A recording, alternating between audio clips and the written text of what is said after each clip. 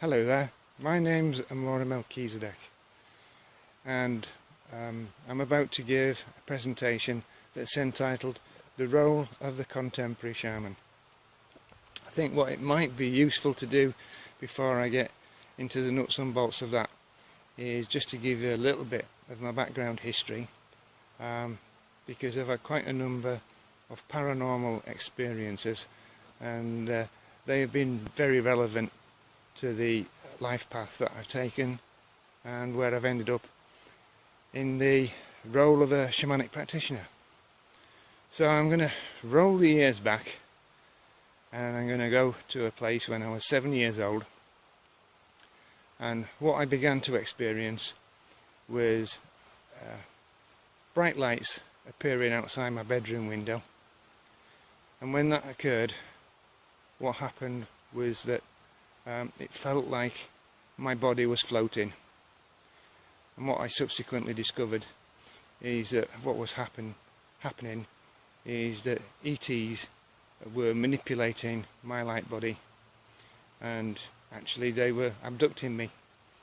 I was taken to one of their craft, and there was one room in particular that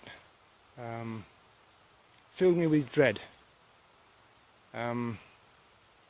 It was metallic grey in colour. The whole of the ceiling was providing luminescence, but there wasn't a particular visible source for the light. And in the centre of this room there was something that I would describe as a Henry Moore style table, and within it there were orifices which anyone that was laid or sat upon it would reveal part of their body for medical type examinations. And I'm pretty certain that there was something of that nature that happened to me on the occasions that I was taken on board that craft. And then what tends to happen, and certainly happened to me, is that there is a kind of memory wipe which removes the biggest part of anything that can disturb you. So that was at 7 years old, and the only thing that really stayed with me from that time was that I knew with absolute surety that we weren't alone in this universe, and that there were such things as UFOs. And I considered that any adult that wouldn't even consider the possibility of other life forms coexisting with us, pretty stupid. And I haven't changed my opinion since that time. The next thing that occurred to me, which had a massive impact, was about 5 years after that. I'd been playing around in some long grass, and mosquitoes had kind of attacked me, and I got that many bites that my ankles had swollen up and it looked like I got elephant feet. These were very itchy, I can tell you, and so what I did is I ended up having to take a course of some antihistamine tablets, and I was also on holiday as well, so before going to bed I drank more Coca-Cola than perhaps would have been the wisest thing to do. But it definitely was a combination of the caffeine in the Coca-Cola, which is a stimulant on a number of levels, and the antihistamine, which was knocking me out, putting me to sleep the very second my head hit the pillow. So I'm not sure how long it was after I'd gone to sleep, but one of the stimulant effects of the caffeine is that you need to go to the toilet, and I'd actually sleepwalked to the toilet, and my first memory of what actually happened is feeling the sensation of wind brushing upon my face and my upper body. The next thing that happens is that my awareness is outside of my body and watching my physical self from behind as I'm running along this corridor wearing just my pyjama bottoms. My physical body gets to the room, the hotel room door, and I can see that my physical self is in a state of distress. My physical body opens the door, enters the room. The bit that's doing the viewing, the consciousness, it was as if it was just floating at head height, and it literally went straight through the wall without any sensation of being impeded whatsoever, and floated above what was my bed. I noticed my physical self crying and having some conversation with my parents, but the consciousness wasn't hearing any conversation. It only had the sense of sight and thought, because that consciousness was thinking, what's that puff crying at? He's alright.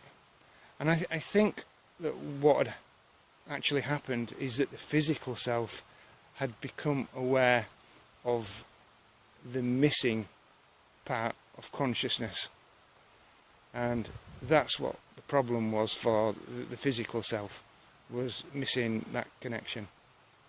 Of course, in the morning when I woke up, it was very clear in my memory what I had witnessed, and my parents, they just tried to convince me that it was all a bad dream that I'd experienced and that there was nothing to worry about. But the awareness that consciousness was completely separate from the physical vehicle was a lesson, a memory that I've never lost sight of. And working in fields of energetic medicine, which is a good way of describing what a shaman does, to know that there are different parts of our life that are not all tied into the physical body, and that there are emotional vehicles that we have, there are electromagnetic vehicles that we have, there is the mental body that we have, and then there's a part that a lot of us would call soul. And whilst they work together, they each have systems which at times require work to improve their health or to improve the function. And when we're centered and healthy on all those levels, that is when we experience our deepest states of peace and contentment. And if we're lucky, we actually experience a sense of oneness with all that is. And this is a feeling, a sensation, a knowing that I wish I could pass on to everyone, because it's really a game changer in your life. Once you've experienced that, then you recognize that anything that negatively impacts another is something that touches you on some level. So you become much more peaceful in nature, you become more tolerant of other people, And yeah, it's like there's no way that you could ever condone or justify any wars being fought. So, as a result of these experiences, it's almost as if I'd been opened to sense energies which are beyond the physical realm, ones which are beyond the optic realm. That is, that there are things that can coexist, be in the same space as us, but are not picked up by the visual spectrum that is available to our eye apparatus. What this means is that from time to time I can be feeling that there is a presence, even though I can't see it. But over the years it's meant that I've been able to say to someone else, or if I've got a camera with me, to take pictures of where I'm feeling these shifts in energy. And these energies are non-human, and what this has enabled is for photographs to be taken of UFOs that weren't visible to the naked eye. Very often I've been able to take pictures of the presence of orbs, and to anyone that doesn't know what an orb is, it's a spherical etheric apparatus, I guess, and it's within the orb that the presence of the spirit can come much closer to our own dimension. It's almost like the orb facilitates travel from another dimension into ours. Now, an orb can contain the spirit of a loved one that's deceased, but they can also contain the presence of what we call the angelic realm and the archangelic realm, and sometimes they can contain nature spirits as well. So that's one area. On another occasion, I was out in nature and I got the sensation of a buzzing around a tree, and there was nothing that was strange or peculiar about it, just to look at it. The closer I got to the tree, the hairs on the back of my hand began to stand up, very much like can happen when you're in the middle of an electrical storm. So I sensed that there was definitely something of an electric nature that was going on around the tree, and I took a picture, and I was absolutely astounded when I saw what came out with that one, because the whole of the tree was covered in very peculiar beings.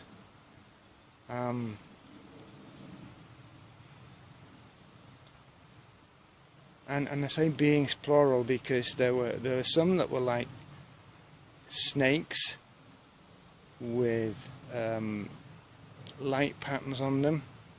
There were others that were like DNA type strands, and there were a couple of other forms that were there as well, but they almost insectoid in nature.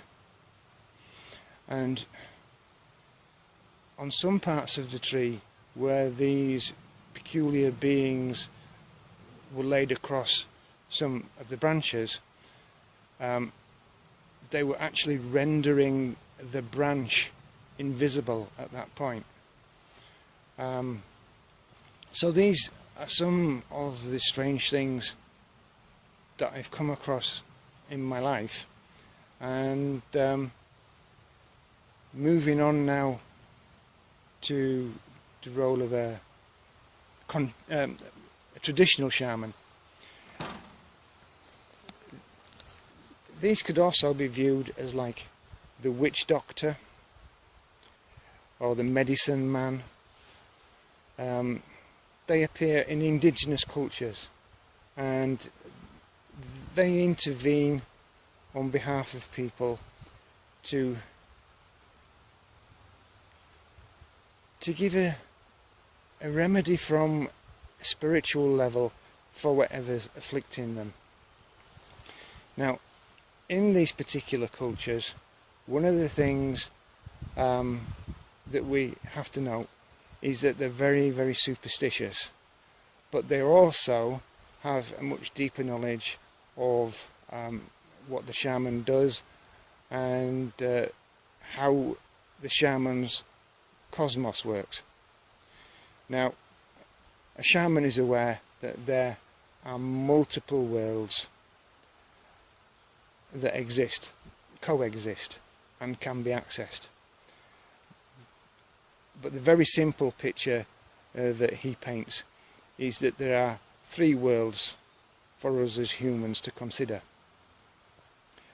One is the upper world, and the upper world is where we can access the ascended master realms. This is where we can find our guides. This is where our spiritual teachers are. So if we're wanting to learn and we're wanting to get highest wisdom, then the upper realm is where you would journey to. The next realm down from that is what is called the middle world, and the middle world effectively relates very much to our earthly environment and things that occur on a mundane level. So you would journey to the middle world if you were wanting to get some direction on a work path, or if there was some family problem that you were looking to sort out. And then the shaman's fun world is the underworld, and the underworld, I can best define it as being very, very similar to a cartoon land, in that absolutely anything and everything is possible in that realm. This is the realm in which a person can find their power animal. Now, the significance of a power animal is that when there's a strong relationship between the power animal and an individual, that person tends to be much more vibrant, much more full of energy, and much healthier than if they don't have that connection, or if for whatever reason they don't have a power animal at all. Now, one of the things that a shaman does to improve his powers as a healer is that whenever he journeys, he aims to make allies. So he won't just have one power animal, there will be a host of them and other allies that he will make. In these superstitious societies where they have a little bit of knowledge of these things, there can be problems between people that if they fall out with someone, they will either be successful or will attempt to steal someone else's power animal. So, because the shaman deals with the realm of spirits, and most people are not that comfortable with that realm, they wouldn't tend to go to a shaman with just like a common cold or a minor problem. It would be when they were suffering quite dramatically before they would pluck up courage to go to the edge of the village and seek counsel and assistance from the shaman. But certainly they would go to a shaman if they felt that someone was stealing their power animal, for instance. So that works in these indigenous settings, but how does that translate into the Western world and to the culture that I've been brought up with? Well, there are certain techniques that I can use from within the shaman's toolbox. So journeying is a great one. Having the ability to bring back soul parts if someone has suffered a trauma. These are great things to have at my disposal, but in the culture in which I live, I would say that the largest area where I can bring these talents to bear is in the realm that I call the lower astral and psychic areas, because there is so much obstacles and debris that occurs from the emotions of envy and jealousy, and even this doesn't have to be directed at anyone. It can be an unconscious placing of obstacles, and this frequently happens from friends and family. So one of my passions is for travelling, and if you say that you're going to go off on an adventure and you're going to do all these wildly exciting things, and you're going to go to places that are way beyond jumping on a plane, getting off a plane and being there, not everyone is comfortable or as confident that you're not going to encounter problems of one kind or another. And so what happens is people project their thoughts about the kind of problems that you might have, and these manifest as thought forms that can impede the progress of what you actually want to achieve. So this is the main band of area in which I work as a contemporary shaman. Because I gave a little bit of background as to other areas which some would consider as paranormal, I can also feel when someone has been malaffected by military abductions, by having had encounters with negative ETs. There's a massive problem that a lot of humanity suffers from in terms of control on various levels from the Draconis, and they have at their disposal means of placing implants into people and siphoning off energy. They're very, very vampiric in nature.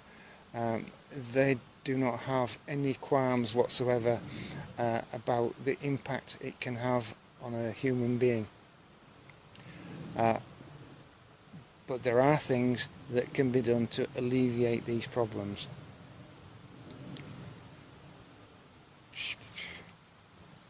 One thing that I would just like to finish on is that we're in quite a special time in terms of the timeline for the human race, because we have a window of opportunity for something that's called ascension.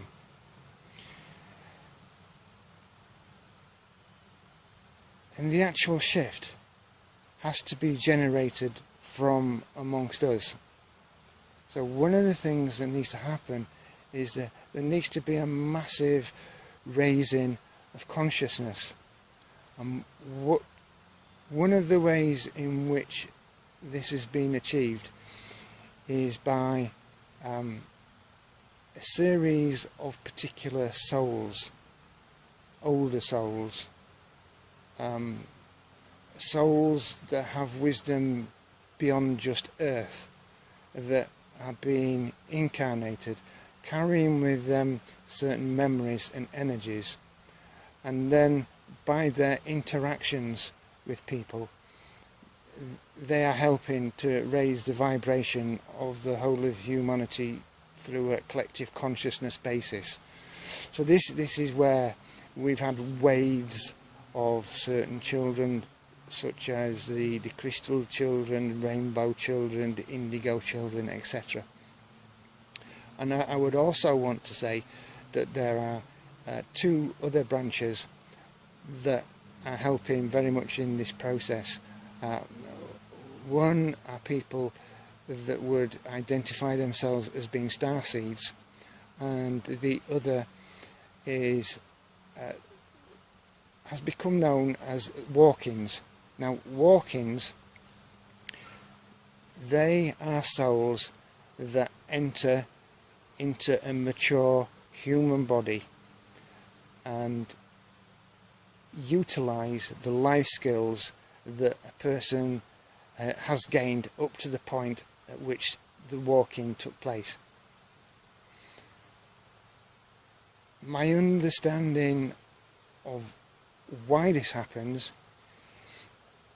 is that sometimes, not in every case, but certainly in a high percentage of these cases, the souls that are entering into human bodies are not of human origin, and the energy that they hold is so high that very often it cannot be contained by the placenta of a human mother. And so a lot of occasions where that process has been attempted results in miscarriages, and also it can happen around the life of someone that on a soul contract in a blueprint has elected at some point in their life to become a walking vessel. And so other family members or even their own children that have been lost have for a while had this soul that's come from elsewhere and been able to transmit information to the soul of someone that is being prepared for a future walk-in.